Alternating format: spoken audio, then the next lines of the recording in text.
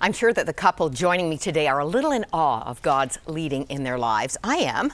Look at this family picture. I think this is lovely. So creative. Phil and Jen Snell, with their 2 children, will leave Cambridge, Ontario, their home of 9 years, for Brazil very soon in the new year, we expect. Everybody excited? Yes, definitely. Very excited. The children too? Oh, the kids are really excited. How old are they? 7 and 5. Now let's get one thing straight. Just because it's Latin America doesn't mean they speak Spanish in Brazil. How do you say Merry Christmas in Portuguese? Feliz Natal. Feliz Natal. Feliz Natal. So you were close. Close. And how is your Portuguese? Oh. Mine's awful. Yeah, well, it's okay. It's a little, we have a little bit. I was at the Brazilian consulate not too long ago, and someone tapped me on the shoulder and started speaking beautiful Portuguese, and I went, eu não falo português. Not quite there Which is yet. like, I don't know how to speak Portuguese. But you'll get there. And you actually went as a family for a whole month to road test your future. When was that? July 2010. We took our whole family down there and spent a full month there, which was really great because there wasn't a team or anything going on. It was just this is what day-to-day life as a missionary looks like.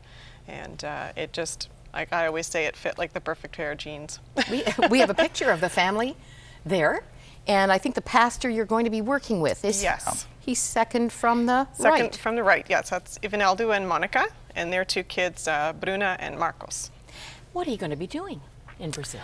Well, we're going to be working with a lot of youth. They have a 14-acre property on the outskirts of town right now, and every day at 3 o'clock they open the gates and the kids just pour in.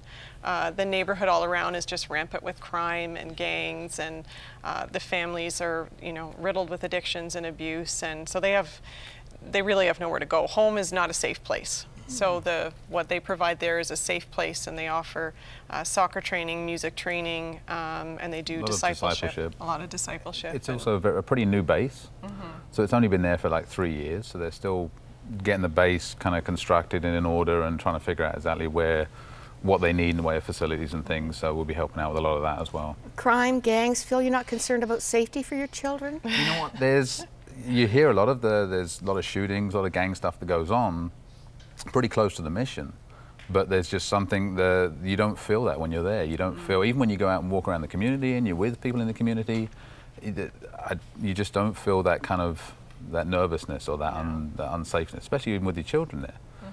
Well, you're bringing some wonderful, very appropriate skills to this challenge. You were in England, an electrical mechanical maintenance engineer, and you're now a general contractor. You're going to be building. Yes. There's a lot of construction to do, whether it's on the base, whether it's out in the community, because they'll help out a lot. There's a story of one of the youth came in one time and said there's a woman that he knows, she's got 4 kids, she's pregnant, she's got a tiny house and only one corner of the roof doesn't leak. So that's where their bed is and that's where they sleep. Could we go and help her? So all the youth up and head off down to her place, strip her roof off and rebuild her roof. Fabulous. You will have handfuls of purpose. And I mean, the color in this story, monkeys brought you 2 together. Literally. We have a picture of you, Jen, with... should be explained that monkey is alive. You're holding him by the tail. I am. He had been knocked out. He'd escaped from the enclosure, and I had to dart him to knock him out to get him back in the enclosure. What were you 2 doing? Well, in Nigeria. In Nigeria, yes. It was, well, it still is, a primate conservation and rehabilitation center.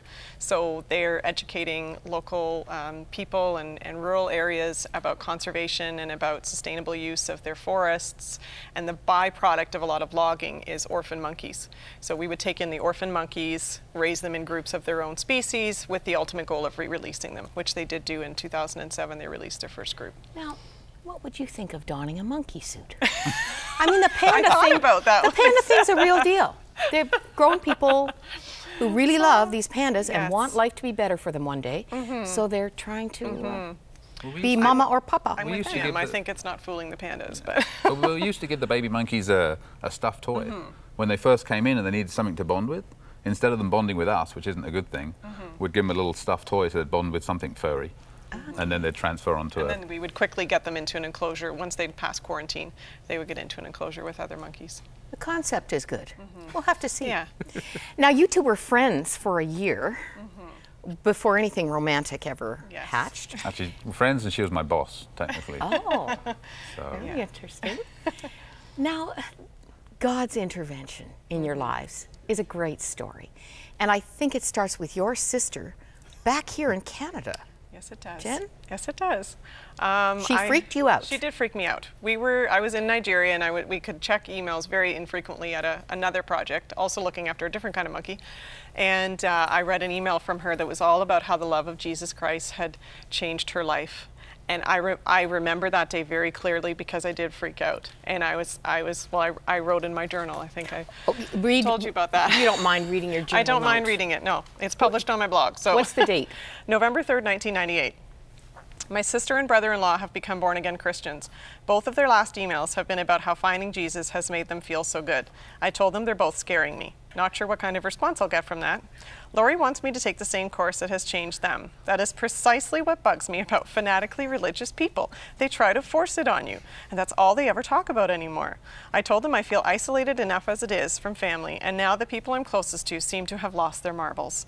I told them I'm not ready for that kind of spiritual enlightenment, and also mentioned something about my perception of born-again Christians is that they're constantly shoving it in other people's faces. That was the end of those conversations while I was in Africa. So your sister didn't follow up with that? No, she let it go. She wasn't pushing you? No, she let it go. She let it go, and when we came home, they didn't really push it on us either. They did have we were living in when we first got married, we were living in their attic. And they would hold their small group in their living room thinking, well, they can't just run away and hide in the attic. They'll have to come to our small group. It's in the house. Well, run away and hide we did. Hid in the attic. Yeah. There's the confession. Yeah. They hid in we the hid attic. in the attic. But you can't get away from God when He's wooing you. No, you can't. What happened? I think I started to really feel the pull first, and the conversations they were having about having this relationship with God, like He was this living person, was something I'd never heard before. And it really started to draw me in. And then when my sister suggested again that I take Alpha, I thought, you know what, I think I do want to find out more about this. And the great thing about Alpha, well, I think you were hooked partly by the food. That was That was Oh, me. Phil. That was why I went. That's what got me great in there. I didn't really want to dinners. go, but then they told me they'd feed me. So And that part was good. Yeah. But you get to ask your questions. Yes. It's set up to be a safe place to It is. investigate. Absolutely. for me, that was the biggest thing, because we had in my small group, we had different denominations, we had all different kinds. So, and I could ask the questions that if I went, sometimes if you went to a church, you feel like you're supposed to know those things anyway, just the basic stuff, but I could ask anything. And I wouldn't necessarily get somebody's answer, I'd get different opinions, which was amazing for God to let me hear all those different opinions, then I can start to really sort of form a relationship and start to form my own opinion and find my own way, as opposed to being forced by somebody else to think a Now certain you way. pointed to Jen. You were a little bit of a draggy to start. He was. to come out. There was definitely a more dramatic conversion experience for me. It happened I remember very distinctly, it was the Holy Spirit weekend. They were playing some worship music, and all through the Alpha, I had felt this bubbling in me, this, that I would try and suppress. And my sister compares it to shaking a champagne bottle. And then someone put their hand on my shoulder and said, "Can I pray for you?" And I said, "Sure." And they started to pray for me. And then the cork blew. And I was weeping. And all the time through the course, Nikki would talk about people saying, "Sorry, I'm so Nikki sorry." Gumbel. Nikki Gumbel. And I thought, what are they saying sorry for? And then there was me weeping and wailing and saying, "I'm so sorry, God." And it was sorry for denying His existence all my life. That's what I was sorry for. And it was like He literally picked me up by the chest and said, "You can't ignore me anymore. I'm right here. I'm looking in your eyes." And that was it for me. You describe a joy that was uncontainable. Yes, that was the bursting forth, for sure. And after that, I remember we went out. He didn't come to the Holy Spirit weekend because I think he was a little freaked out. Yeah. So he didn't come. But we went out afterwards for someone's birthday, and he was like, "Have you been drinking?" Hey, at Pentecost, they got accused of that too. Yeah, so I was just, overjoyed.